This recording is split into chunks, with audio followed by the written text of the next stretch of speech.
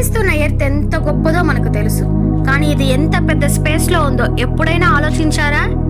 రాత్రులు కనిపించే ఆ చందమామ, నక్షత్రాలు పగలెందుకు కనిపించవు? ఎర్త్ కి స్వయంగా కాంతి లేకపోతే వెలుతురు ఎక్కడిది? స్టార్స్ పెద్దవా, సన్ అండ్ మూన్ పెద్దవా? తోకచుక్కలు నిజంగా ఆకాశం నుంచి కిందకు పడతాయా? నక్షత్రాలకు నిజంగానే ఆకారాలున్నాయా? ప్రాచీన కాలంలో రాత్రిపూట దిక్కుల్ని ఎలా గుర్తించేవాళ్ళు? గెలాక్సీ అంటే ఏంటి? ఈ రోజు ఈ వీడియోలో ఇలాంటి విషయాలన్నిటికీ సమాధానం తెలుసుకుందాం. ఎక్కడ స్కిప్ చేయకుండా వీడియో చూసేసేయండి. Welcome to the journey of the universe. వేసవి కాలంలో మనం మిద్దె మీద లేదా ఆరు బయట నిద్రపోవడానికి ఇష్టపడతాం. రాత్రి సమయంలో ఆకాశం మొత్తం ట్వింక్లింగ్ ఆబ్జెక్ట్స్ చూస్తూ ఉంటాం. రాత్రిలో కనిపించే ఆ చందమామ, నక్షత్రాలు పగలెందుకు కనిపించవు? మరి తెలుసుకుందామా? మనలో చాలా మంది అనుకునే విషయం ఏంటో తెలుసా? మూన్, స్టార్స్ రాత్రిపూట మాత్రమే ఉంటాయని. కానీ వాస్తవానికి మూన్, స్టార్స్ పగటిపూట కూడా ఆకాశంలోనే ఉంటాయి.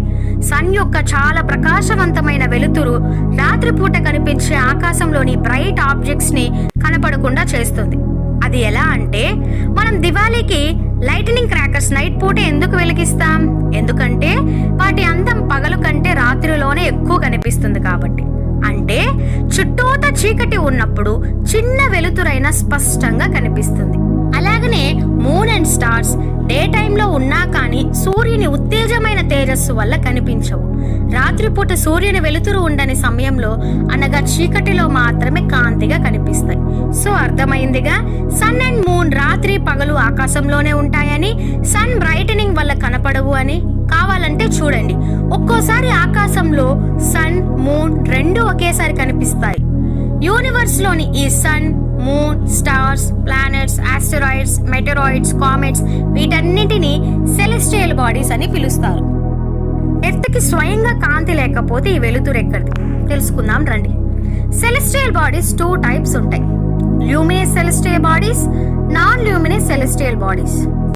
ల్యూమినస్ సెలెస్టియల్ బాడీస్ అంటే సెల్ఫ్ లైట్, హీట్ ఉంటుంది. అంటే అవి సొంతంగా వేడిని, వెలుతురుని అంటే కాంతిని కలిగి ఉంటాయన్నమాట. ఫర్ ఎగ్జాంపుల్ కి sun and stars. Luminous bodies లోని సన్ లైట్, స్టార్ లైట్ వల్ల నాన్ ల్యూమినస్ లోని సెలెస్టియల్ బాడీస్ అయిన కామెట్స్, శాటిలైట్స్, మెటరాయిడ్స్, ఆస్టరాయిడ్స్ అన్నింటికీ కూడా లైట్ అండ్ హీట్ ప్రొడ్యూస్ చేస్తున్నాయి అన్నమాట. సో మన ఎర్త్ కూడా వన్ ఆఫ్ ద ప్లానెట్ కదా, అందుకే దానికి వెలుతురు, వేడి ఉండవు. సన్ నుంచి వచ్చే బ్రైట్ షైన్ వల్లనే మన ఎర్త్ కి కాంతి ఉంటుంది. అలాగే మన ఎర్త్ మీద హీట్ అనేది ప్రొడ్యూస్ అవుతోంది.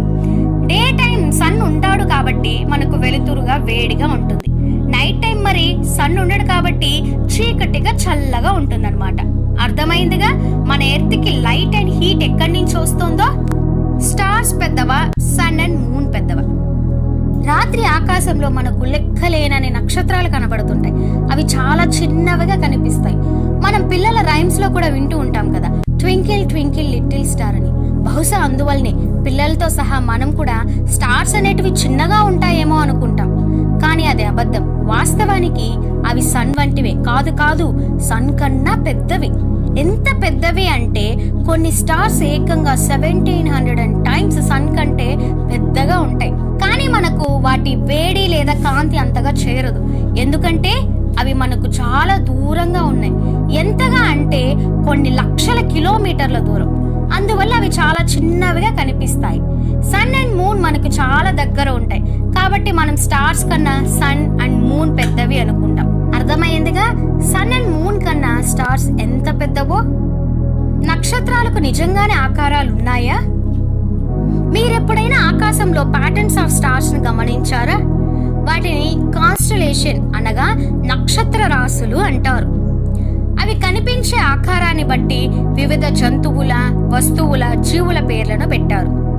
ఫర్ ఎగ్జాంపుల్ కి ఉర్సా మేజర్ లేదా బిగ్ బేర్ అనేది అటువంటి ఒక నక్షత్ర రాశి. రాశి అంటే తెలుసు కదా, గుంపు.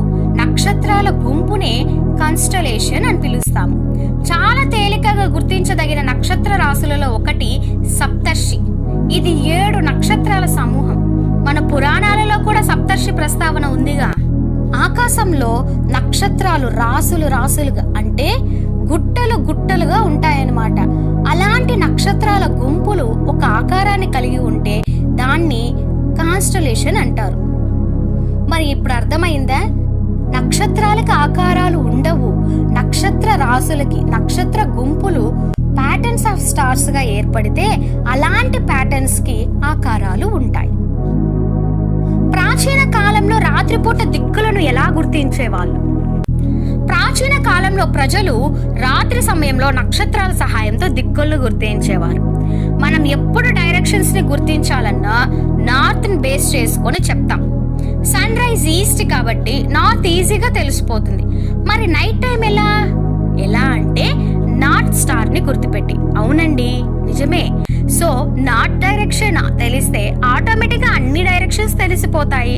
నార్త్ స్టార్ ఎల్లప్పుడూ ఆకాశంలో ఒకే స్థితిలో ఉంటుంది. దీనినే పోల్ స్టార్ అని కూడా అంటారు. సప్తర్షి నక్షత్ర రాశి ఉర్సా మేజర్ సహాయంతో ఈ పోల్ స్టార్ ని మనం గుర్తించవచ్చు. ఇప్పుడు అర్థమైందిగా నార్త్ స్టార్ ని బేస్ చేసుకొని డైరెక్షన్స్ ఎలా గుర్తిస్తామో.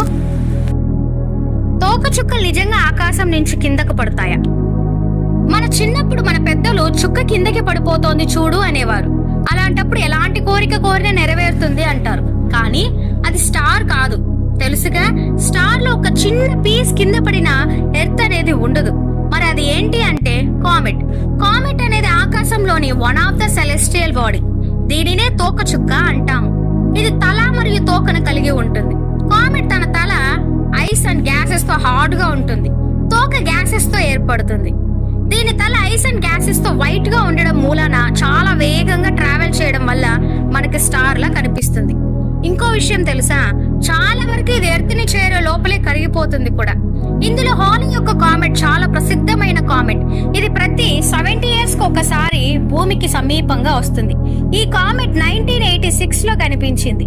ఇక 2061 లో మళ్ళీ కనిపిస్తుంది. అర్థమైందిగా తోకచుక్క అంటే ఏమిటి, అవి ఎలా ఆకాశం నుంచి కిందకు పడతాయని. గెలాక్సీ అంటే ఏమిటి? స్వచ్ఛమైన నక్షత్రాల రాత్రిలో మనం ఆకాశం అంతా వెదజల్లుతున్న తెల్లని ప్రకాశవంతమైన మార్గాన్ని గమనించవచ్చు. గ్రూప్ ఆఫ్ స్టార్స్ ని గెలాక్సీ అంటాము. ఇది కోట్లాది నక్షత్రాలతో కూడిన సమూహం.